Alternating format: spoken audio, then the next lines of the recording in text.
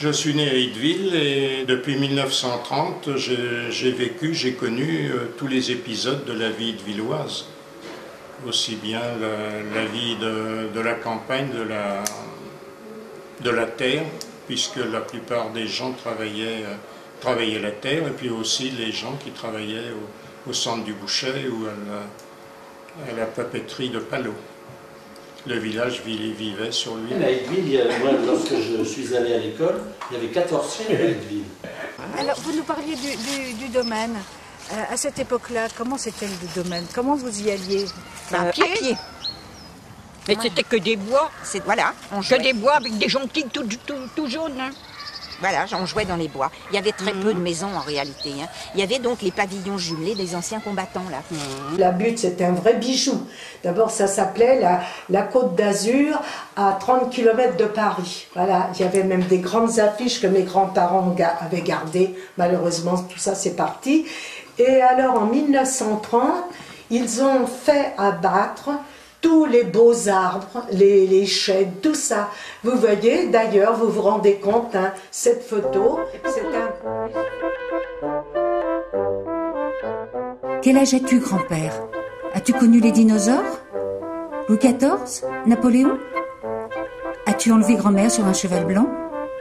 À quel âge as-tu eu ton premier ordinateur?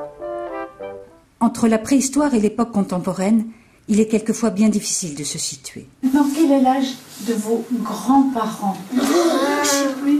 L'époque de nos parents, de nos grands-parents, c'était hier, ou tout juste avant-hier. Mais c'était au siècle dernier. Itteville, un village du sud de la Seine-et-Oise, situé entre l'Essonne et la Juine, population essentiellement agricole, 1200 habitants, 1200 hectares. Le village rural est devenu une commune rurbaine. C'était dans les années 30, 40, 50. C'était le bon temps. On était heureux dans ce temps-là. La nostalgie de la jeunesse donne au souvenir un air de bonheur absolu. Pourtant, le travail quotidien était souvent contraignant. Se nourrir, se chauffer, se soigner pouvait devenir parcours du combattant.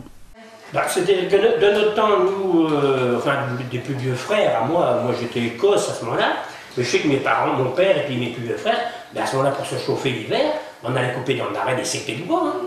Mais c'était gelé le marais. À 14 ans, j'ai quitté l'école. Donc, quitté l'école au 14 juillet, à cette époque-là.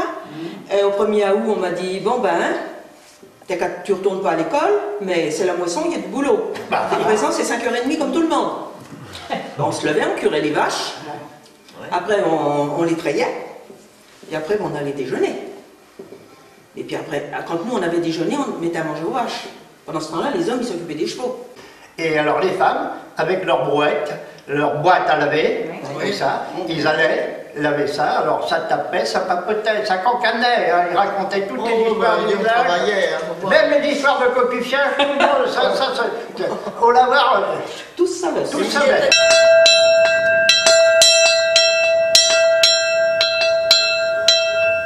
Le lieu où nous sommes ici, au village, on appelait ça pompeusement le château, parce que nous étions un peu lésés de ne pas avoir de vrai château. Et toi, enfant, tu es venu ici? Non.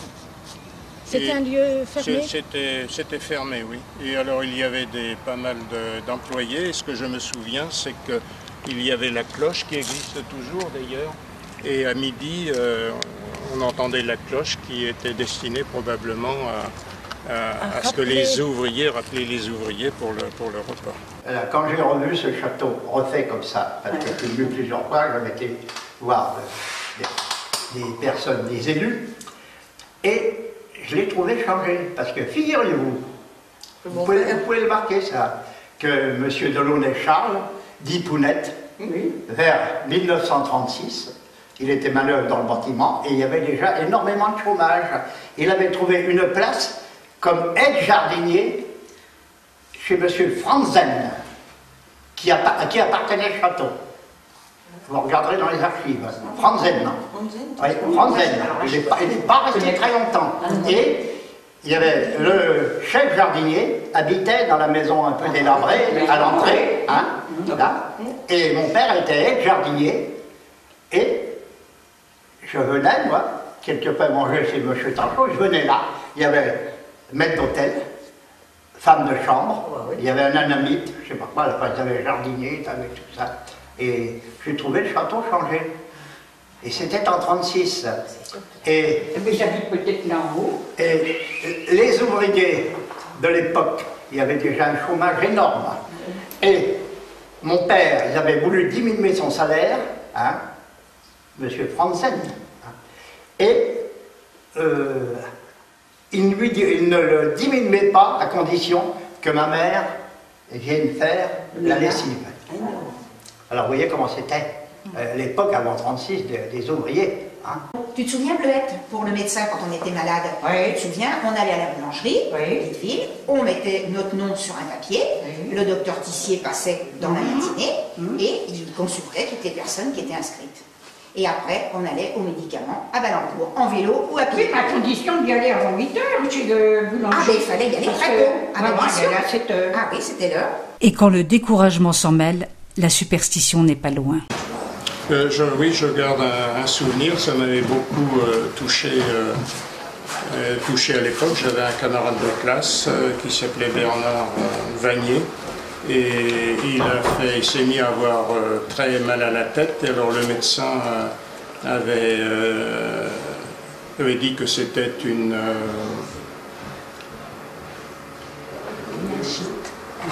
méningite. Les parents étaient affolés et ils ont, suivant une tradition populaire, comme le médecin, l'état s'aggravait et que le médecin semblait impuissant, ils ont pris un pigeon blanc, ils lui ont coupé pour que le sang vienne sur la tête de l'enfant et ça devait faire disparaître le mal que l'enfant avait. Ce qui n'a pas été le cas puisque le pauvre garçon est décédé malgré tout. Ça, c'était en 1934. Il y avait une figure d'Itteville aussi très spéciale, vous en avez peut-être entendu parler, du père Buguet, avec son vélo. Hein, le père Buguet, il avait fait son cercueil, lui, et il se couchait dedans pour voir s'il serait bien une fois qu'il serait mort. Voilà. C'était le curé du village? Non, pas du tout. Ah ben on l'appelait le père Buguet, oui.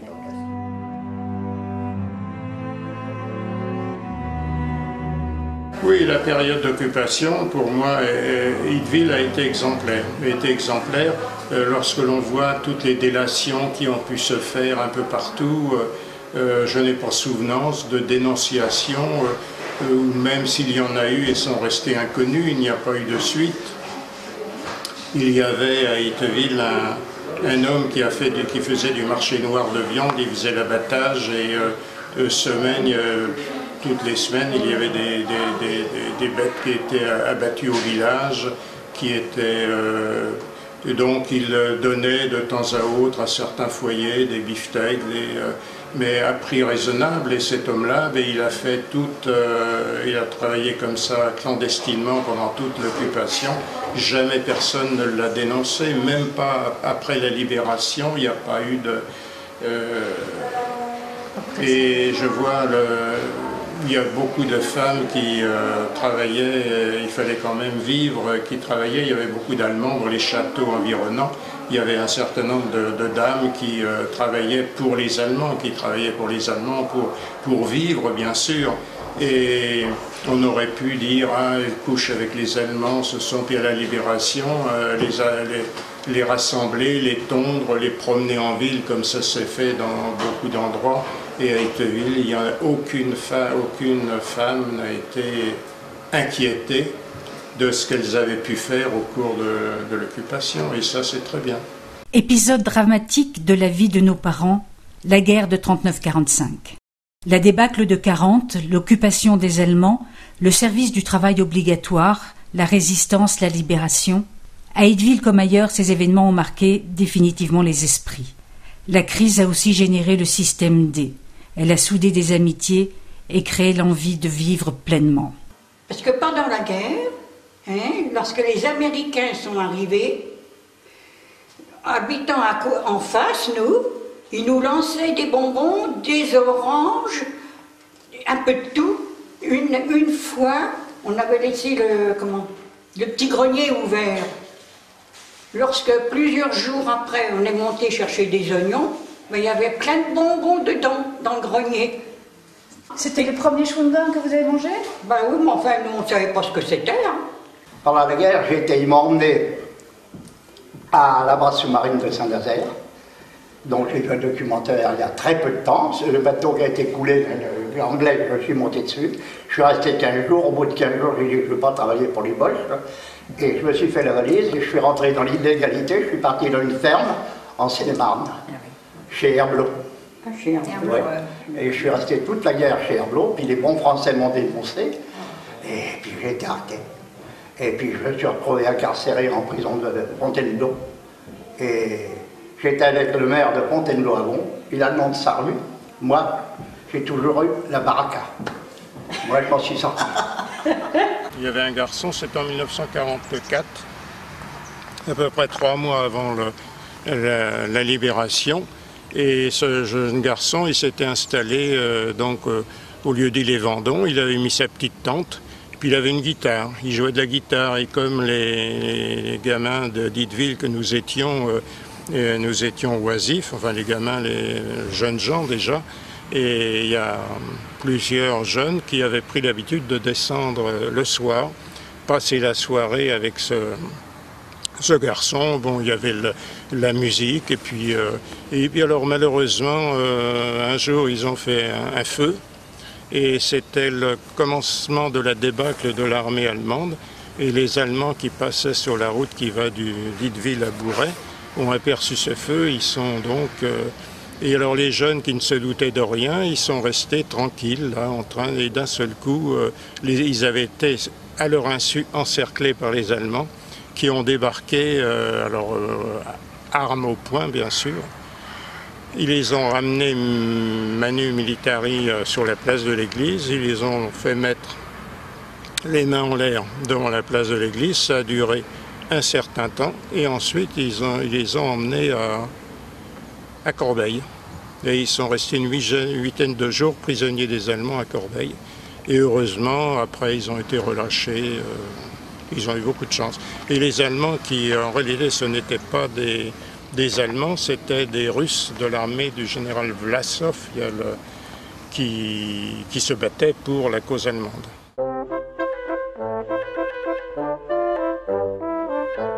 J'ai connu à Ditteville, il y avait 27 fermes, enfin entre guillemets, parce que ça allait depuis la grande ferme d'Aubin, ici les fermes à Desforges, et puis d'autres, et puis alors des tout petits où il y avait que le cultivateur n'avait qu'un seul cheval, avait une vache ou deux. Pas forcément besoin de franchir les limites de la commune ou du canton pour trouver pitance. Les commerces d'Itteville sont nombreux et variés.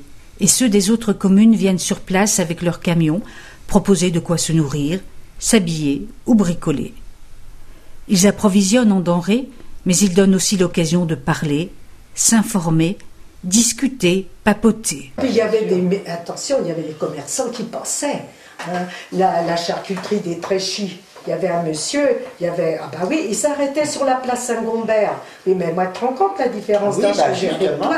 Alors, il s'arrêtait, alors moi je parle avant 39, il s'arrêtait sur la place Saint-Gombert, hein, le charcutier des Tréchis, et il cornait, tout le monde s'amenait. Et au village, il y avait aussi les bruits et les odeurs. L'épicier du village, une fois par semaine, il grillait son café. Le café. Le café lui arrivait tout vert, et alors il le grillait. Et quand on passait sur la place, on sentait cette bonne odeur de café. Et alors le boucher, il y avait les bruits du boucher. Le boucher, quand il égorgeait le cochon, il y avait les bruits du pauvre cochon que l'on égorgeait. Il y avait le maréchal Ferrand avec le lourd marteau qui tapait sur l'enclume. Et l'odeur. Et l'odeur aussi, l'odeur de corne du cheval. Il y avait plein d'odeurs comme ça et plein de bruits qui ont disparu aussi avec la modernisation. Mais il y en a de nouveaux. Il y en a de nouveaux. Il y avait aussi un étameur qui passait une fois dans l'année. Alors il se mettait dans les cours, et puis parce qu'on ne pouvait pas acheter des fétous ou des casseroles comme ça, Et un faitout, une casserole, ça faisait une vie entière. Alors si bien que le ferblantier, il faisait des affaires parce que tout ce qui était usagé, qui était déjà passé 2-3 fois entre ses mains, on lui rapportait puisque ça s'était percé à nouveau en cours d'année.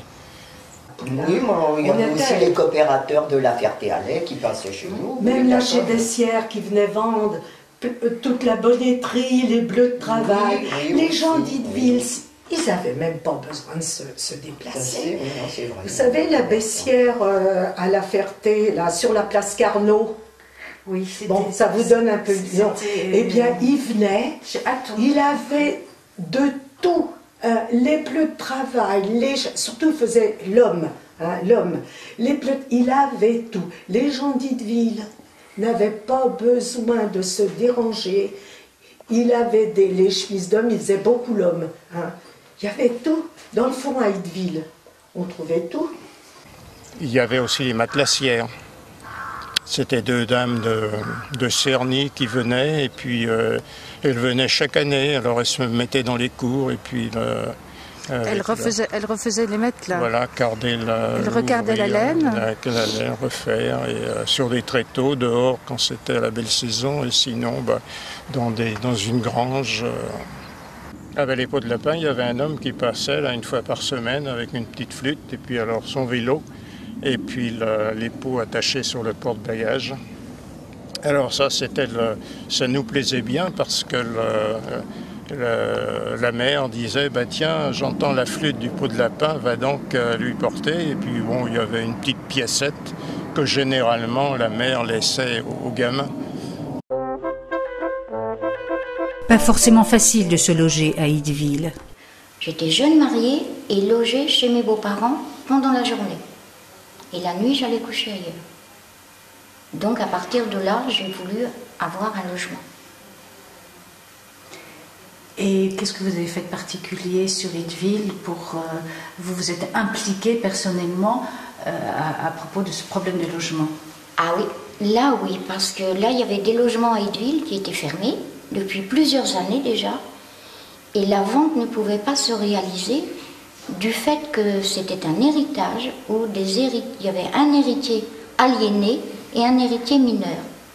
Donc j'ai mis en route une procédure de réquisition pour pouvoir nous loger. Et ce procédé a abouti. Et donc on a pu se loger vraiment indépendamment de mes beaux-parents. La vie familiale s'organise autour de la cuisine. C'est la pièce où l'on vit. Les sanitaires sont rudimentaires. L'eau, le gaz et l'électricité ne vont arriver que lentement. La lessive se fait à la main et le rinçage à la rivière.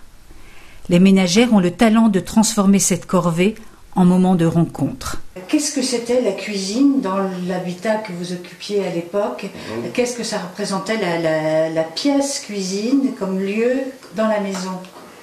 C'était peut-être la pièce principale justement, parce que bon, il n'y avait pas des grands logements, on va dire. Moi j'habitais une petite maison où il n'y avait que 3 pièces, la cuisine, une salle à manger et une seule chambre. Voilà. Et donc on était le plus souvent dans la cuisine. Voilà. Et les éléments de cuisine, cette fois la cuisine préparation. C'était très drastique, on va dire. Alors qu'est-ce qu'il y avait dans cette cuisine pour la préparation du repas? Il y avait une cuisinière à charbon, déjà. On astiquait tous les matins aux zébrassiers, pour bien la faire briller quand même. Elle avait un four, un réservoir d'eau. Et bon, elle marchait pratiquement jour et nuit quand même l'hiver. Elle chauffait la maison aussi? Pas tout à fait. Il y avait aussi un poêle dans la chambre.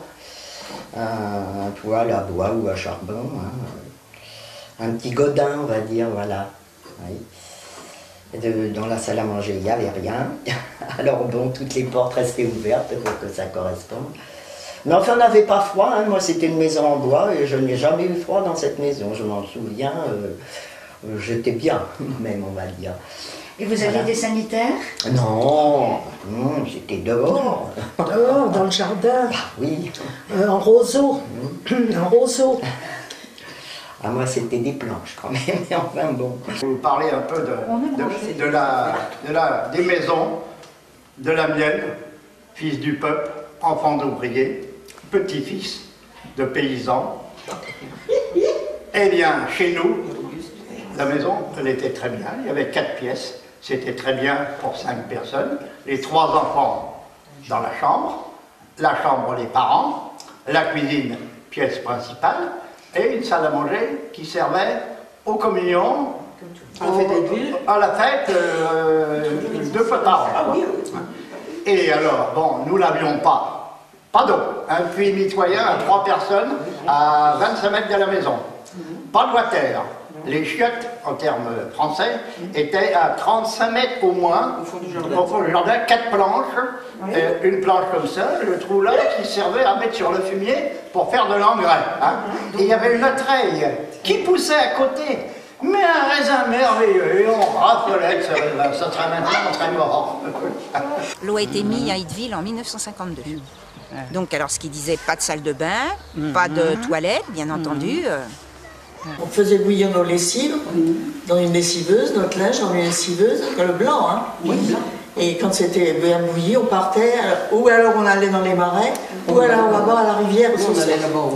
La nourriture n'est pas forcément très riche.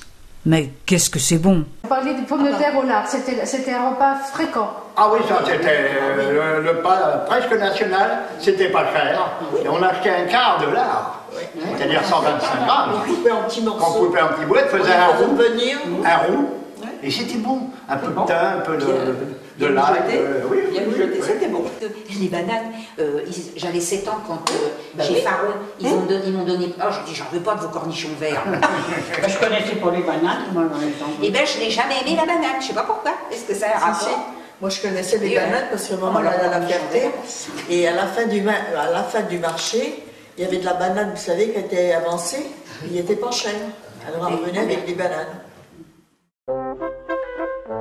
Si on ne quitte guère le canton, c'est aussi parce qu'on a peu de moyens de transport. Le cheval des cultivateurs sont dimanche pour tracter la carriole les jours de fête. Avant d'être un plaisir, le vélo est une nécessité. Vous vous déplacez à cheval? Ah oui. Il y avait une petite tapissière, c'était une petite voiture avec... On appelait ça une tapissière. Une tapissière, oui. Et bon, ben, la mère de maman habitait à Torfour, au-dessus de l'Hardy, ben, on allait là-bas avec la tapissière. C'est-à-dire on avait notre vélo, quand on avait son certificat d'études. Ah oui, voilà. C'était classique. C'est vrai. Mais aussi, on payait pour les vélos. Hein. Oui, non, mais il y avait une plaque. On avait une plaque. Un droit de circuler. Chez Monsieur Havard, on payait un impôt pour tous les ans pour la bicyclette. Comme la vignette pour la voiture. Alors c'est une petite plaque en fer, une petite plaque en fer qu'on mettait sur la bicyclette. Donc, mon mari allait bien travailler chez Décoville là-bas en bicyclette, pendant la guerre. À Corbeil. Ah ben, le soir, tous les ouvriers du bâtiment et tout ça, il y en a qui travaillaient loin, et on voyait quand ils revenaient du travail, tous les vélos au bord des bistrots, parce que tous les soirs, les gars rentraient, ils se réunissaient, buvaient un coup. C'est vrai ça. Déjà, j'avais une mobilette déjà à ce moment-là. Ah oui, mais sinon on allait travailler en mobilette. Moi j'ai eu une voiture, mais en 50, j'avais une mobilette et j'allais travailler en mobilette, comme beaucoup sûrement. Hein. Qui n'a pas eu une mobilette? Des vélos. Il y avait des scooters. Ah, mais moi j'étais plus jeune, moi. Mais c'est vrai que c'était. Moi, parce que René Bonhomé et tout ça, c'était pour moi, ça peut pas. Ah oui, mais on venait en vélo. Oui, mais après, il a eu son espèce de dernier, là. Tu sais, comme il faisait dans Paris, avec son gros bidon devant. C'est lui, cette histoire qui arrivait avec son frangin, qui l'a pas connu en pleine nuit, là. J'ai connu Roland Mercier avec son dernier, là. Oui, Roland Mercier aussi, oui. Faut pas confondre avec le Solex. Le dernier. Oui, le dernier, c'était... Ça entraînait les coureurs de Bordeaux-Paris. Oui. J'avais eu mon Lambretta à l'âge de 18 ans. Lambretta, c'était... Un scooter. Oui. Il n'y a qu'à ce moment-là, c'est vrai, que maintenant je le reconnais, c'était avantageux. Parce que tous les copains avaient ou le vélo, ou un seul avait une mobilette. C'était Maurice Hercule qui avait une mobilette à ce moment-là, je rappelle, tous les autres avaient... Et moi je travaillais en charcuterie, et mon patron à Saint-Vrain m'avait dit, écoute, si tu travailles toute l'année avec moi, c'est-à-dire dimanche et jours fériés, pour agrandir son magasin, à la fin de l'année, puisque tu pars, que tu veux t'acheter un scooter, tu auras ton scooter à la fin de l'année. Et j'ai travaillé Et 1 an, tous les jours. Croyez-moi que c'est dur parce que les copains viennent le samedi ou te chercher. Tiens, tu viens, demain on sort et tout ça. Je dis non. Et lundi, tout ça. J'ai travaillé tous les jours. Le 23 décembre, mon patron m'a emmené à Corbeil chercher mon scooter. Et je suis rentré, donc c'était ça. C'était votre salaire de l'année? Oui. Mais en plus de mon salaire de charcuterie, quoi. En général, la voiture était destinée à ce moment-là pour... Vous aviez les commerçants pour le travail, les artisans pour le travail qui avaient les petites voitures. Je me rappelle du père d'Esta, l'arrière-grand-père, arrière-arrière de d'Esta, là, qui avait une petite voiture. Il avait une voiture avec le cul pointu Citroën, là, comment ça s'appelait, lors de... je sais pas, les premières. Mais c'était exceptionnel, il y avait 3 voitures dans le village. Hein. Le moteur des mobylettes, derniers, scooters, motos et autres automobiles annonce une ère nouvelle. Mais est-ce pour autant la fin de tous nos soucis? Peut-on parler de mode avec les vêtements uniformisés de l'école, avec les galoches et les vêtements fabriqués maison? Le fonctionnel est privilégié, alors que progressivement, on voit apparaître la coquetterie et la volonté de se démarquer. Alors, est-ce que vous vous souvenez des vêtements que vous portiez quand vous étiez enfant? Nous, on avait déjà un short avec une blouse. Ouais. Et des galoches. Voilà. Sans chaussettes. Pas de chaussettes. Alors, les galoches, vous pouvez nous préciser ce que c'était? Les galoches avaient au-dessus de la cheville, avec les petits, et en dessous c'était du bois. Et notre père nous mettait une semelle de pneus, là, de pneus de voiture, qui découpait, et puis il clouait ça en dessous. Quoi. Et monsieur Beauvilliers? Pareil, c'était la même enseigne. Et vous nous parlez de la blouse? Ah ben oui, c'est la blouse grise. La blouse grise, oui, et une pèlerine, pour une pèlerine en tissu. Nous, on avait une espèce de petit habit, puis après l'hiver, on avait un blouson comme les blousons de l'armée, là, une cape comme dans la capote de l'armée. C'était ça. Par exemple, on ne mettait pas de pantalon comme maintenant, les jeunes, hein, on avait des culottes courtes, et comme il dit, on avait les cuisses rouges, hein, par le froid, et on avait un pullover, et l'hiver, on mettait souvent une cape, c'est une sorte de cape assez chaude, quoi.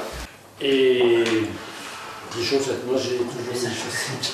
J'ai la chance d'avoir des chaussettes, mais quand de ne pas mettre de chaussettes. Si, c'est drôle, parce que nous on était. Et puis un béret pour ne pas avoir froid à la tête. Hein. Au lieu de mettre des chaussettes, on mettait des journaux autour du pied qu'on mettait dans les galoches. Pendant l'hiver, ça? Pendant l'hiver. Nous, là, à cette époque-là, on n'avait plus le tablier ou la blouse noire. Oui, mais allez, je parle de tout. Mais on avait le tablier obligatoire. Et est-ce que vous aviez des vêtements du dimanche? Oui, on peut dire qu'on avait plutôt les vêtements du dimanche. Et puis on allait, enfin, pas toi ma poule, mais moi j'allais à la messe. Oui. Alors de toute façon, ça c'était obligatoire, que c'est le moment de dire qu'on était bien habillés. On était habillés, ce qu'on disait comme les mômes, en dimanche. Bah, oui. Mais c'était vrai, en dimanche. Et en chaussures vernies. Bah oui, même j'avais des guêtres. Vous avez une photo, Colette, ici avec vos amis à Eddyville. Et j'aimerais bien que vous me parliez un petit peu de la mode des vêtements de cette époque. Vous avez un superbe manteau avec un col et des manches de fourrure. Est-ce que c'était quelque chose de fréquent? Pas du tout, surtout pas à Eddyville. Mais il faut savoir que moi j'arrivais d'ailleurs, d'une grande ville, où ma mère me faisait faire mes vêtements chez une couturière. Et ben, pour l'occasion, elle m'avait fait faire un manteau avec un col et des parements de manches en fourrure. Et c'est vrai qu'à Eddyville, je suis passée pour une fille de riche. Grâce à ce col de fourrure? Tout à fait.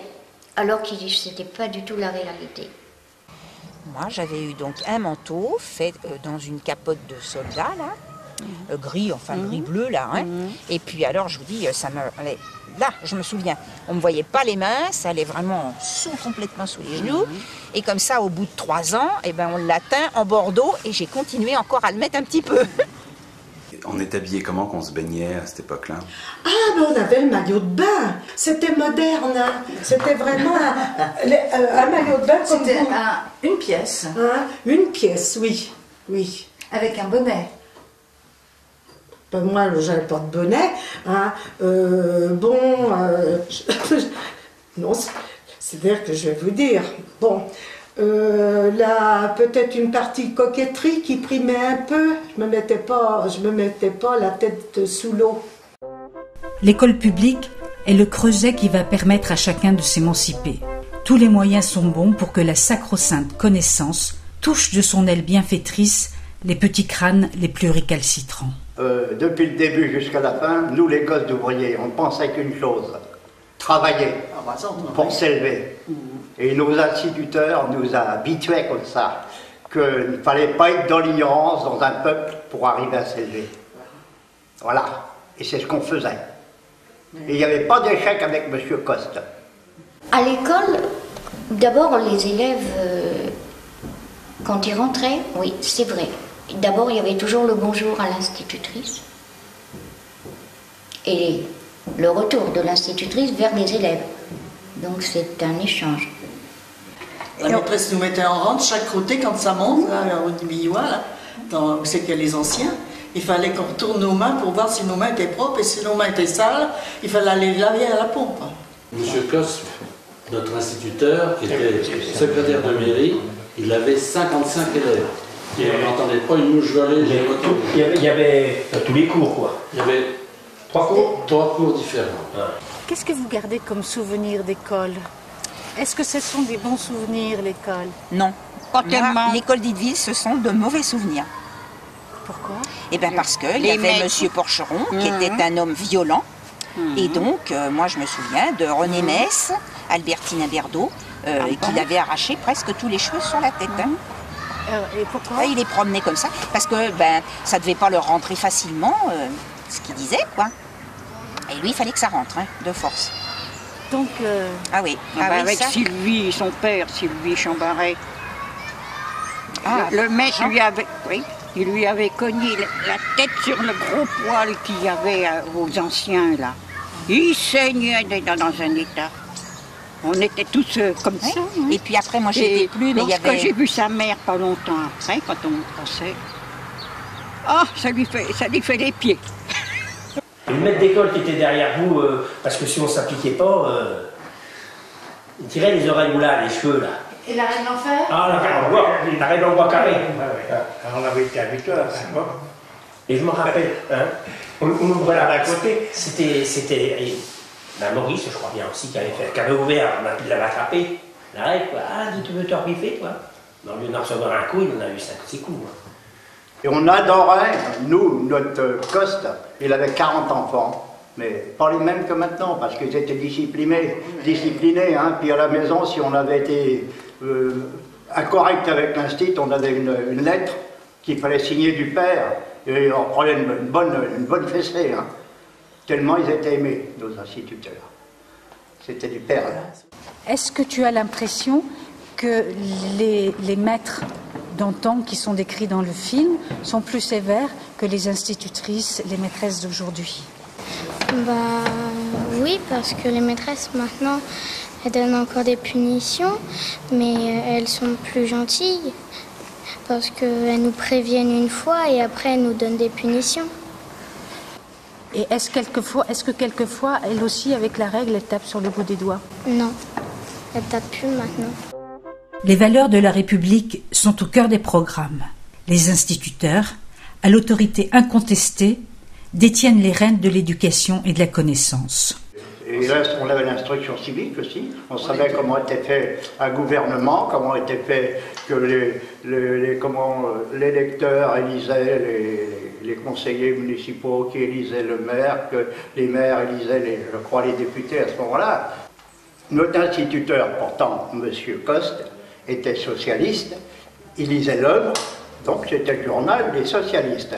Les fils de paysans, les paysans du village, eux lisaient le Flambeau, le journal à Delarocque, c'est-à-dire l'extrême droite, c'est-à-dire la calotte, ce qu'on appelait, les curés. Hein.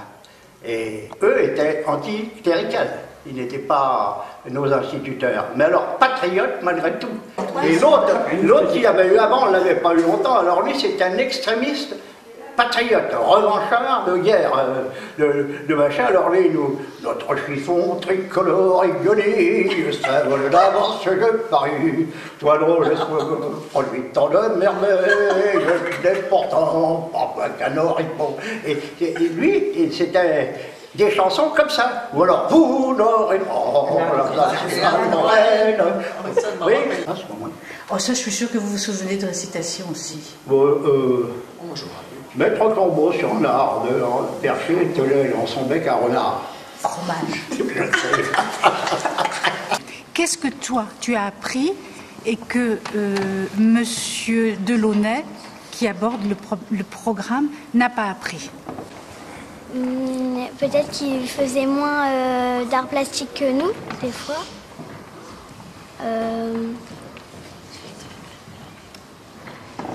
Et est-ce que tu penses qu'il faisait de l'informatique? Bah non, parce qu'avant, ils n'avaient pas d'ordinateur. Et par contre, inversement, est-ce que tu crois qu'il y a des choses que lui apprenait et que toi, tu n'as pas appris? Bah oui, nous, on n'a pas appris tout de suite la Marseillaise, que lui, je pense qu'il la connaissait déjà. Peut-être qu'on savait moins de l'histoire de France que lui aussi, je pense. Et puis, il y avait aussi le dessin et la couture. Ça, c'était important, les travaux manuels. C'était l'institutrice qui faisait le dessin, qui faisait la couture? Bah oui, enfin, comme elle pouvait. La plume est un outil quelquefois rebelle, mais calligraphie et écriture sont cousines germaines. Bah avec quoi ils écrivaient? À la plume. À la plume. Encre bleue et encre rouge. Voilà. Et c'était facile? Bah, on est habitué comme ça. On est habitué comme ça. Il n'y a pas de stylo bic. Hein. Et il fallait faire les pleins et les déliés. Hein. Avec le crayon en papier et la plume, puis une plume pour écrire en script. Ouais. Alors, on ne dit pas les manches et les taches d'or. Et on mettait les encriers, on allait chez Monsieur Join chercher la sciure pour mettre dans les boîtes en carton.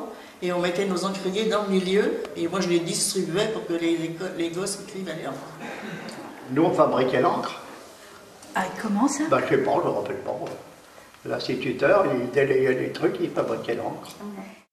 Le temps du trajet et de la cantine sont aussi l'occasion d'une découverte, celle de la complicité et de la débrouillardise. Tous les jours, on allait au collège en vélo, à bicyclette, donc. Et bon, on faisait nos allers-retours, toujours à bicyclette. Hein. Il n'y avait pas de cantine le midi? Il n'y avait pas de cantine. Moi, j'ai eu la chance d'être hébergée dans une famille. Je mangeais le midi chez eux. Mais au collège, il y avait un endroit où on pouvait amener sa gamelle, faire chauffer sa gamelle et manger sur place. Petit à vous aussi, merci. Beaucoup du tout. Ben, en fait, c'est la chanson du Bonabona. Et vous la chantez quand? Ben, on la chante au début du repas. Parce que des fois, quand c'est le bazar, ben, on la chante au début du repas, après c'est calme, et après ça repart. Qu'est-ce que tu fais sur le chemin de l'école? Bah, en général, je vais à l'école avec mes copains et puis bah, on s'amuse. Le plus souvent, j'y vais en voiture et parfois j'y vais en vélo. Vous y alliez comment? Ah ben à bicyclette, bien entendu. Hein. Et alors avec vraiment une bicyclette achetée d'occasion, avec des freins, vous savez, des tiges de... On appelle ça des freins anglais. Vous voyez ce que c'est, vous? Hein. Voilà, donc on avait eu je sais pas comment. Donc et on avait mis une planche en bois devant et il y avait le sac d'école, bien sûr, plus le sac avec la gamelle. La gamelle? Eh ben oui, et il n'y avait pas de cantine hein, à l'époque. On revient du cours, parce qu'on allait au cours, le cours jusqu'à 6h du soir était là-haut. Ce que vous appelez le cours, c'est ce qu'on appelle maintenant l'étude du soir. L'étude du soir, voilà, donc c'était le cours du soir, quoi, de 4h30 à 6h, on était là-haut. Et on sort de 6h, à 6h on sort du cours, puis c'était le moment des cerises. Tu te rappelles? On passe par la rue Jean Jaurès, qui à ce moment-là c'était un chemin, quoi. Et on va dans le cerisier, un cerisier qui était là.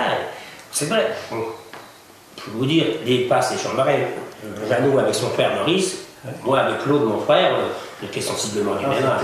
La bande. Mais comme c'était le plus grand, et que les cerises, les murs étaient dans le haut, Alors nos sacs, on les avait mis au pied du cerisier, sac d'école, lui montait en haut, et puis moi qui étais le plus petit, j'étais tout en bas, quoi.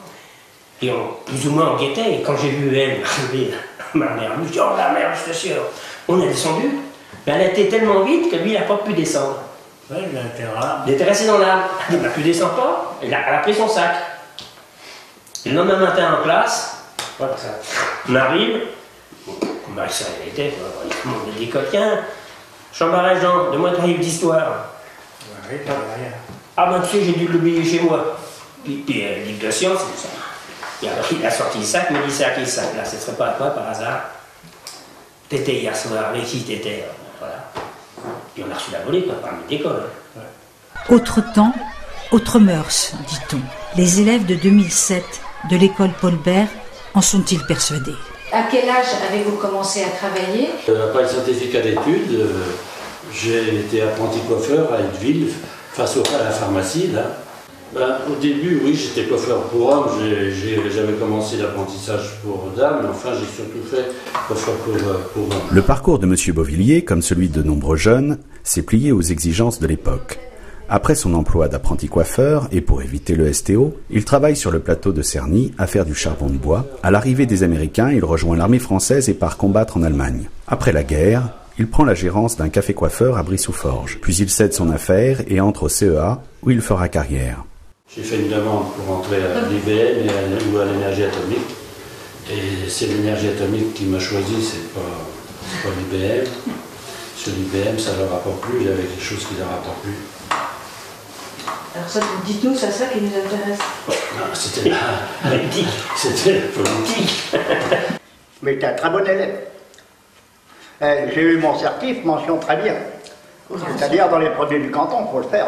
Ça serait maintenant, on vous envoie aussitôt presque en fac. Tandis que là, à Citeaux le Certeau, bon, le père, c'était dans tous les ménages. Bon, c'est pas le tout, mon gars. Il faut aller au travail. Ah bah bien sûr. Qu'est-ce que tu veux faire? Il y avait une classe de boucher dans le village et une classe de peintre chez l'enfant, dans le domaine. Oui, au domaine. Et j'ai préféré faire le boucher, donc j'ai fait carrière toute ma vie dans la bidoche. Chère maîtresse, notre joie à l'approche des vacances est teintée de mélancolie. À la pensée de devoir vous quitter, notre sagesse... Si l'école est finie, ce n'est pas forcément le temps du repos. Les dates des vacances sont calquées sur celles des moissons. L'occasion de prêter main forte aux récoltes en tout genre. Moissons, fruits sauvages. L'école était terminée le 14 juillet au soir, le 15 les galoches étaient dans l'armoire. Ah oui, c'était fini. Enlevé, et un petit short tout... toile toute fine là, et c'est tout. Quand on avait quelque chose sur le dos. Ouais.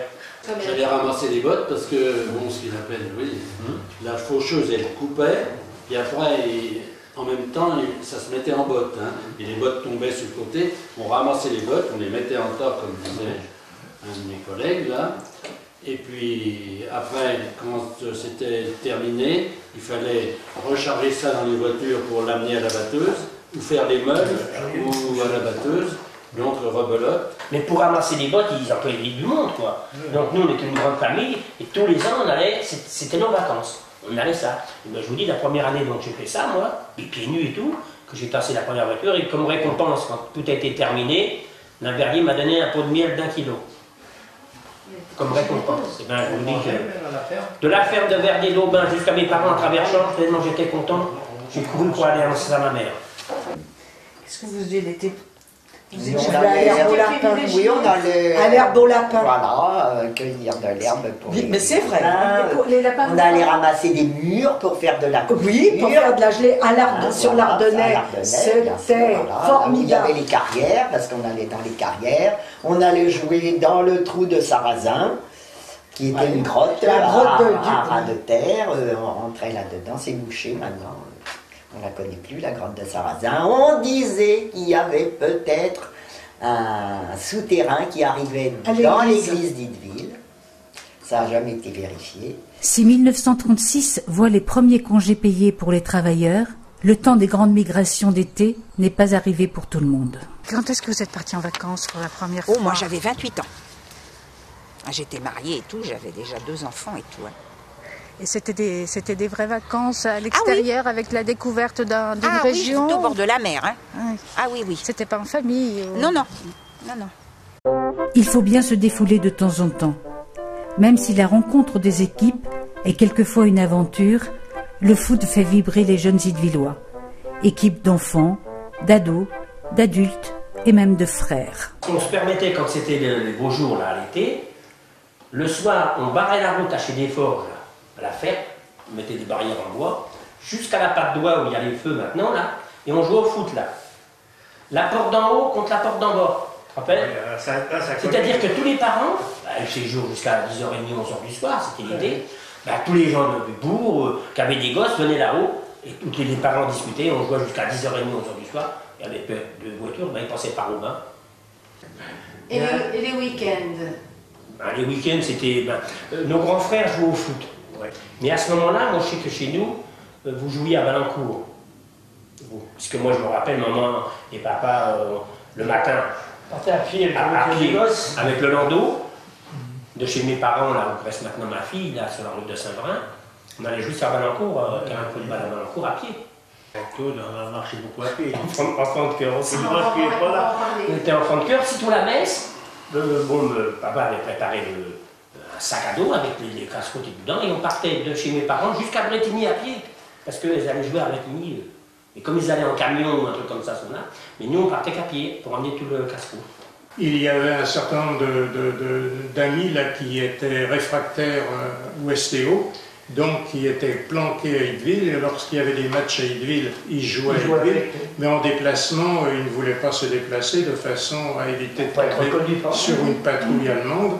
Et un jour, nous sommes allés jouer à Corbeil, au stade Mercier maintenant, et on avait engagé 2 équipes, la première et la réserve, et on est parti, je crois, à 12 pour faire les 2 matchs.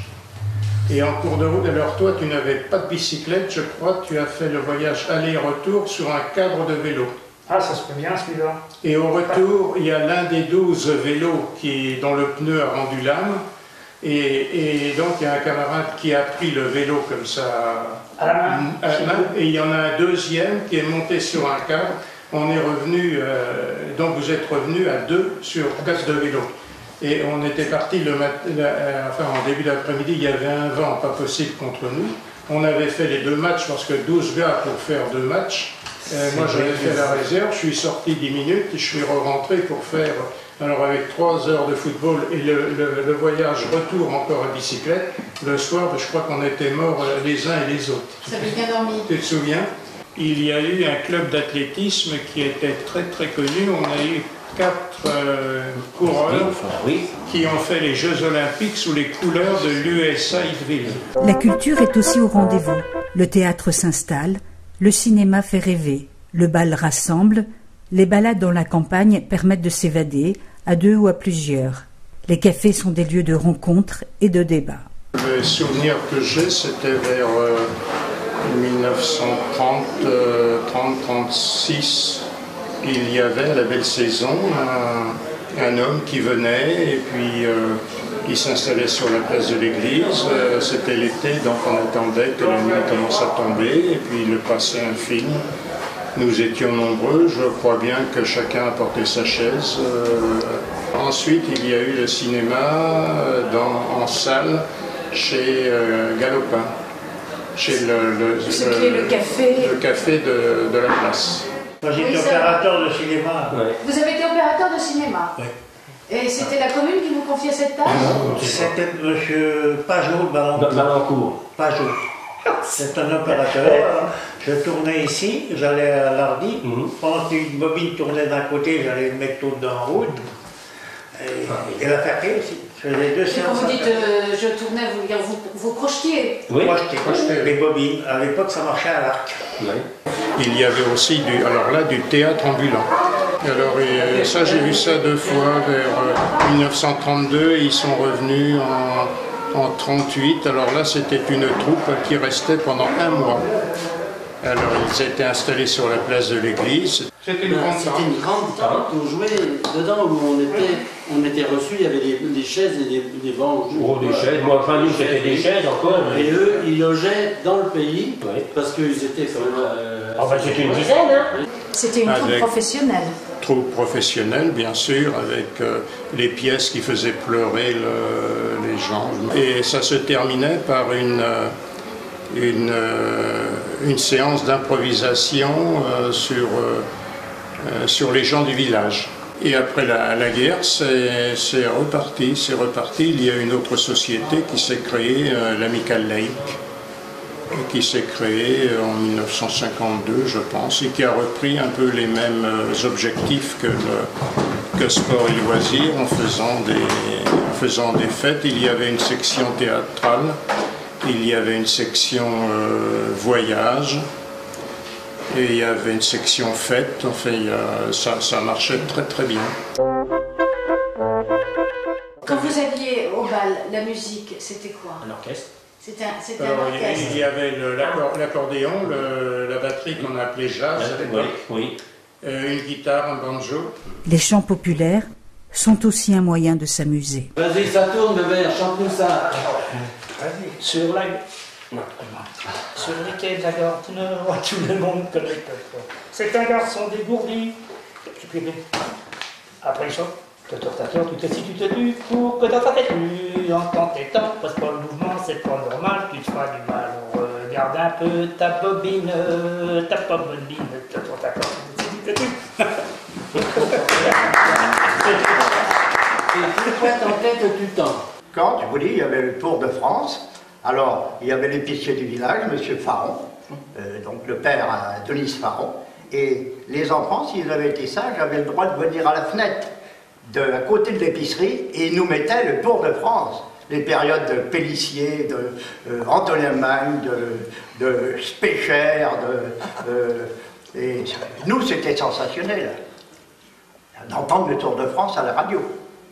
Mais il y avait très peu de radio dans le village, vous savez. Pareil, on se côtoyait beaucoup plus de toute façon. Le soir, au beau jour, qu'est-ce qu'on faisait? On sortait dehors, on sortait les chaises, on parlait un petit peu avec tous les voisins et tout. Comment se passaient les soirées? Les veillées, à la belle saison, les veillées se passaient dehors, et ça a perduré jusqu'en 1945. Et je vois rue Saint-Germain, lorsqu'il faisait beau, il y avait beaucoup de convivialité entre les habitants, et chacun sortait sa chaise, se mettait le long du trottoir, les hommes, les femmes, et puis...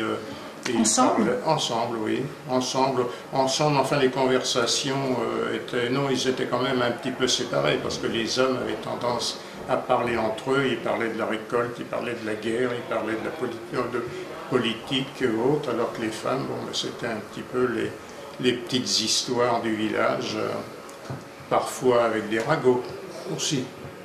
Tu vas pas nous dire, Maurice, qu'il n'y a que les femmes qui ragotaient? Non, bien sûr que non. L'hiver, alors ça je n'ai pas connu, mais ça m'a été raconté par ma mère et d'autres personnes, les veillées se faisaient à l'étable. À l'étable, pour dire vulgairement, au cul des vaches. Le café, c'était sacré. C'était comme l'église pour la personne croyante. C'était pareil. Le café, c'était sacré. Des cafés, il y en avait. Oui. Bon, il y en avait 4. Il y avait le café, il y avait l'épicier, et derrière, il y avait une pièce pour danser, une salle pour danser. Et sinon... Tout près de la place Saint-Gombert. Eh bien, moi, je ne l'ai pas connu. Et moi, il y avait Mme Jacquet, il y avait une guet, il y avait où était Pastre, là, et puis Galopin, il y en avait 4. Certaines femmes allaient prendre l'apéritif avec leur mari, c'était rare. Non, pas non, à cette époque-là. Je m'en rappelle. Il y avait des femmes qui venaient au café. Et alors, dans les cafés, ça chauffait aussi. Parce qu'il y avait la gauche, il y avait la droite, il y avait le centre, il y avait tout ça, il y avait le Parti communiste, il y avait le PSU, il y avait les radicaux socialistes, il y avait tout ça, et puis ça parlait, ça discutait. Ça se disputait. C'était donc un lieu de rencontre important. Très important. Puis le lendemain, ils buvaient le coup ensemble. Les jours de fête au village sont attendus avec impatience. Ce sont des trêves que l'on ne raterait sous aucun prétexte. La fête au village, Noël, Les fêtes religieuses. Chaque fête a son rituel. Pas question d'y déroger. La fête du pays, c'était Il y avait la fête du village. Il y avait la fête du village. Ah oui. Et moi, 4-5 jours. Hein, 4-5 jours, une fête. Ah ben ça commençait le vendredi. Vendredi soir. Vendredi soir, on allait mettre les gerbes. Les gerbes chez les cafés. Et ça durait jusqu'au mardi soir. Alors c'était un rameau de genièvre, oui, je crois, qu'on posait sur chaque café et qui était renouvelé chaque année à la fête. Et puis bon, le café faisait rentrer. Oh, il y avait la musique. Ah, il y avait la musique. Et le café faisait rentrer tout le monde. Il y avait tournée générale. Alors ça, c'était la veille de l'ouverture de la fête. Et la fête, c'était le samedi, le dimanche, dimanche après-midi. Alors, bal. Les 4 soirées, 4 après-midi. Le dimanche après-midi, il y avait bal. Dimanche soir, bal. Il y avait des jeux pour les enfants des écoles le dimanche. Le lundi. Le lundi, c'est ça, pas le poil, moi. Ah oui. Et puis Vous pouvez nous en parler du poil? Ah oui. Le mardi, ça se passait dans un café des vieux. Ça se passait dans un café qui se trouvait dans la butte. On attachait dans un panier avec une ficelle pour tenir le doigt. Et on était tiré au sol pour venir couper avec un sabre. Un sabre qui coupait. On avait les yeux bandés, puis on faisait un demi-tour. Puis après, il fallait couper des pointes à les yeux bandés. Les yeux bandés. Chacun son tour. Et ça, c'était donc le lundi. Le lundi après-midi. En fin d'après-midi, après les jeux. Les jeux, il y avait des jeux, il y avait, pour les filles, il y avait aussi les yeux bandés coupés d'une ficelle. Il y avait le mat cocagne, c'est-à-dire un poteau téléphone en bois, rempli de savon noir. Et en haut, il y avait un cercle de vélo qui était attaché avec un saucisson qui pendait, un truc comme ça. Il fallait grimper là-haut, quoi. Il y avait des courses en sac. Course en sac, c'est-à-dire qu'on dans la petite côte, là, tous les gosses voulaient participer. Alors, course en sac, déjà, hop, les 2 pieds dans un sac, comme ça. Puis on sautait. Après, il y avait la course aux chaussures. C'est-à-dire, tous les mômes enlevaient leurs chaussures et des chaussures sans lacets. Sans lacets. Hop, ils enlevaient leurs chaussures, on mettait toutes les chaussures dans un sac. On squattait un truc ou tout ça, et on renversait tout le sac, un grand coup de pied dedans, et après celui qui gagnait, il fallait qu'il remette ses chaussures, qu'il fasse tout le tour du village et qu'il revienne là. Et on faisait la course de vélo aussi, celui qui allait le moins vite. Ah oui, la course de lenteur, oui. 100 mètres, celui qui avait le dernier qui avait gagné. Mais 100 mètres le pied à terre. La course à la brouette avec des boules. Tu te rappelles des courses à la brouette, on mettait une brouette en bois comme il y avait avant. Vous en avez des idées là pour alimenter notre fête du parc? Et on mettait dedans 4 boules, et il fallait descendre la côte là, mais sans les bordures de la brouette. Alors plus ou moins une boule qui partait, on allait la chercher, on venait, c'est plus l'autre boule. C'était formidable, formidable. Alors, cette photo, Madame Ducrest, elle évoque quoi dans votre souvenir? Elle évoque, voilà, les petites fêtes qu'on faisait en fin d'année, dans la grande salle des fêtes qui était au-dessus du café qui est sur la place, là. Qui s'appelait Brunet, ensuite Galopin. Galopin, voilà, il y avait une grande salle là-haut, et donc on faisait des balles, des séances de cinéma, des séances... C'était un lieu privé qui était mis à disposition. Oui, voilà. Une salle de bal, voilà. Elle faisait tout, quoi, le bal aussi. Voilà. Parce qu'avant la guerre, il y avait beaucoup de danseurs à Idylle. Hein. Les souvenirs de Noël, c'est merveilleux parce qu'on avait une orange, souvent enveloppée d'un petit papier d'aluminium qu'on avait récupéré que les parents ou grands-parents avaient récupéré sur du chocolat, hein, parce qu'il n'y en avait pas à ce moment-là. Et puis, bon, on était heureux, quelquefois on avait une petite bricole des filles, il y avait quelquefois une poupée, hein. Mais il n'y avait pas grand-chose, mais il y avait quand même Noël, on attendait quand même le Père Noël. Et un jour, j'ai eu un livre formidable, Les Mémoires d'un âne de la comtesse de Ségur.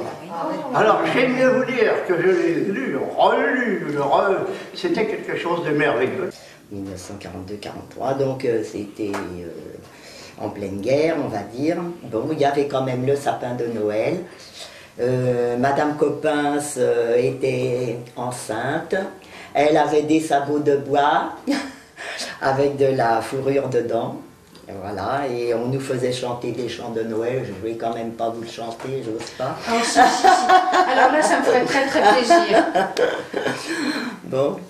Alors on chantait « On rentre de l'église, rose, rougie par l'âpre hiver. Ici la table est mise devant un beau feu clair. La poêle à frire a l'air de rire sans nul souci, rions aussi. J'ai vu dans une armoire certains gâteaux dorés. Je crois que l'on va boire un doigt de vin sucré. La poêle à frire a l'air de rire sans nul souci, rions aussi. Voilà, en pleine guerre, on chantait ça. Et ce qu'on avait, moi, ce que j'ai toujours eu, c'est des choses utiles. Un tablier neuf pour aller à l'école. Ah oui. Des choses comme ça. La grand-mère vous payez un tablier, une bricole aussi, oui, pantalon. C'était aux communions solennelles. La procession partait de, si vous voulez, de la rue de l'Enfer. On partait de là jusqu'à l'église. Et alors, qu'est-ce qu'il y avait de il y avait le prêtre, il y avait les enfants de chœur et on chantait. Il y avait les communiants et puis toute la famille derrière. Et il y avait la moitié des communions qui étaient en haut, devant l'autel, mais jusqu'à ce qu'on appelait la table de communion, vous voyez, devant. Et les autres étaient là, derrière. Et deux par deux, on s'approchait, on récitait même une prière à la Vierge et on chantait « Prends ma couronne ». Alors à ce moment-là, on venait deux par deux, on déposait la couronne au pied de la Vierge. Je sais plus, par exemple. Pendant les veilles, on mettait... C'était pas au ciel, dans tes bras, tu me la rendras. Et puis on avait vraiment des couronnes de fleurs. Et alors, vous auriez vu cette ruée en sortant d'école, le jour du carnaval. Tous les gosses fonçaient, mais alors à une allure, et on se déguisait, et on parcourait les rues, on maquillait. Et alors les personnes âgées, il y avait le bal chez Galopin, avec aussi le bal masqué, avec la chienlit, on mettait n'importe quoi, et puis ça dansait, et puis ça bougeait, mais nous les gosses c'était sacré. Mais quand on était gosses, on se promenait déguisés, on allait chez Desforges, chez Hélène, et elle donnait des roussettes. Ah oui, les roussettes. Ah, les roussettes. Chez Hélène, oui, on avait des roussettes. On faisait des roussettes. Les roussettes, c'est un genre de pâte à choux qui est passé à l'huile. Et c'est un... Ah non, c'est plutôt une pâte feuilletée. Ah non, la vraie roussette, la vraie roussette, c'est une pâte feuilletée. Ah bon Oui, t'as la grande friture. Mais j'en ai jamais retrouvé les mêmes que chez ma grand-mère ni chez Hélène. Ah ben non, ça ne fait plus. Carnaval est une fête traditionnelle que les enfants de 2007 ont conservée. Elle est généralement organisée par les institutrices. Peut-être pouvons-nous regretter que la spontanéité et l'improvisation aient disparu.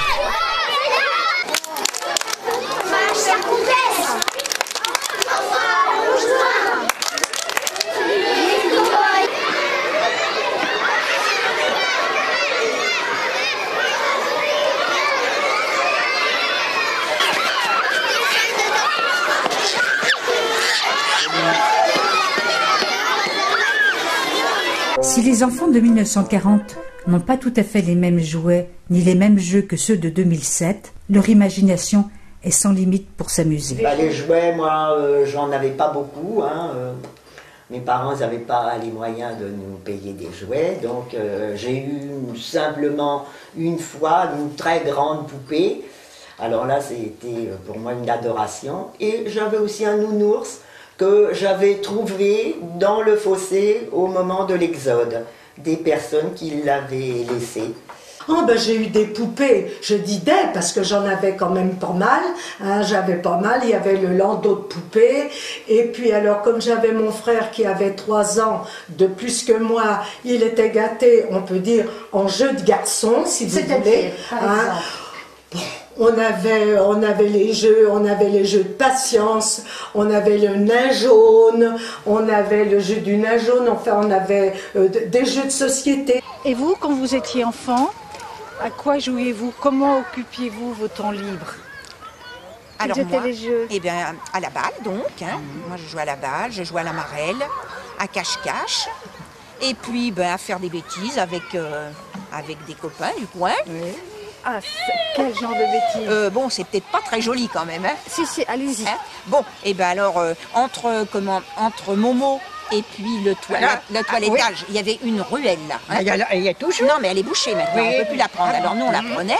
Et puis au fond de cette cour habitait donc Drienne. Et comme il n'y avait pas l'eau à Itteville, donc elle préparait... Non, c'était Bertine. Ah, c'était Bertine qui était Ah, là? ben oui, c'est pas Drienne. Ah, ben c'était pas Drienne alors. C'est Bertine, c'est ma cousine éloignée. Oui. C'était Bertine. Ouais, Et elle avec avait un châle en laine. des Oui. grands, elle mettait de l'eau bien sûr dans des grandes lessiveuses et tout. Elle avait des Ben, châles. le soir, qu'est-ce qu'on allait faire? Pipi dans la lessiveuse. Pour laver le linge. C'était la douce. J'espère qu'elle buvait pas l'eau. Je l'espère en tout cas. Il y en avait qui descendaient sur des roues qu'ils avaient mis sur une planche et ils descendaient jusque dans le bas, là. C'était... On jouait autrement. Avec rien, quoi. Voilà, avec rien, voilà. Et ce qu'on avait, surtout, que vous connaissez, on avait la butte, les bois. Hein. Alors ça, je ne vous dis pas, parce que ça faisait partie, la sablière, les bois, l'Ardennais et tout ça. Il n'y a pas un coin qu'on ne connaît pas avec mon frère. Et le marais. Hein? Et le marais. Les marais, pareil. Et quand j'ai connu mon mari, on allait... Tous ces jeunes-là, mon frère y compris, et puis pas mal on allait se baigner dans la Juine. Alors, vous savez, au fond, hein, on s'amusait bien. L'adolescence, le temps des copains et des rencontres. Oui, mais pas avec n'importe qui. Vous aviez des amis à Ballancourt? Des amis à Ballancourt? Non, je peux pas dire vraiment des amis, non. Des camarades? On peut pas dire. Ah oui, c'était les ennemis Ah, bah, Ballancourt. lui, c'était l'image de clocher, là. Alors, c'était les Bédouins contre les... Caous. Et les jours de Et puis, match. il y avait aussi un duel entre les Fertois et les... Ah, mais... Oh, la Fertiarenne, moi. Les Aiglons, moi. Alors, pourquoi les Bédouins, pourquoi les Caous? Je sais pas. Moi, j'ai vu quand j'ai quitté Itteville pour jouer à Ballancourt, mon père m'a pu parler. Non. La famille m'a pu parler. Oui, c'était ça. Il n'y a pas d'explication, Maurice C'est une haine qui remontait certainement à plus loin. bien avant le football. nous. J'ai à la maison un écrit du curé de Ballancourt de l'époque de 1904 où il fait un article nous concernant qui n'est vraiment pas piqué des verres. On est des moins que rien en 1904. Alors le football par là-dessus n'a pas arrangé les choses. L'après-guerre et la volonté d'oublier vont créer l'occasion de faire la fête dès que l'on pourra. Alors moi, ce qui m'intéresse, c'est bien que vous nous racontiez un petit peu quelles étaient les relations que vous pouviez entretenir avec les garçons de votre âge. On partait, les garçons, les filles, on était des fois 30, 35, à pied. On allait jusqu'au cinéma, et puis quand le cinéma était fini, on rentrait toujours à pied. Alors inutile de vous dire si c'était sympa. J'ai toujours eu des copines, hein. J'en trouvais quand même. Hein. Ah oui. Bah oui. Hein. Eh oui. Vous avez Bon. ça m'intéresse. Oui. Fallait se cacher. Bon. C'est tout. Aujourd'hui, c'est au grand jour. Ça n'a pas de charme. Nous, il y avait un travail d'approche. Ah oui. Et vous vous cachiez où? Ah ben ça, on se cachait où on pouvait, hein, parce qu'on était surveillés. Pas nous, mais les filles. Oui. Il y a toujours moyen de retirer. À ses yeux. Il y avait les meules de paille. Pas les meules de paille des hangars. Il y avait des champs de blé avec des coquelicots. Les meules de paille, ça va. C'était bon. On était une bande de jeunes et on s'entendait bien. Ce n'est pas la grande histoire de France. Ce n'est pas une étude sociologique. Ce film est seulement la réponse à une question simple. Dis-moi, grand-père, dis-moi, grand-mère, comment c'était ta vie quand tu étais enfant à Itteville ?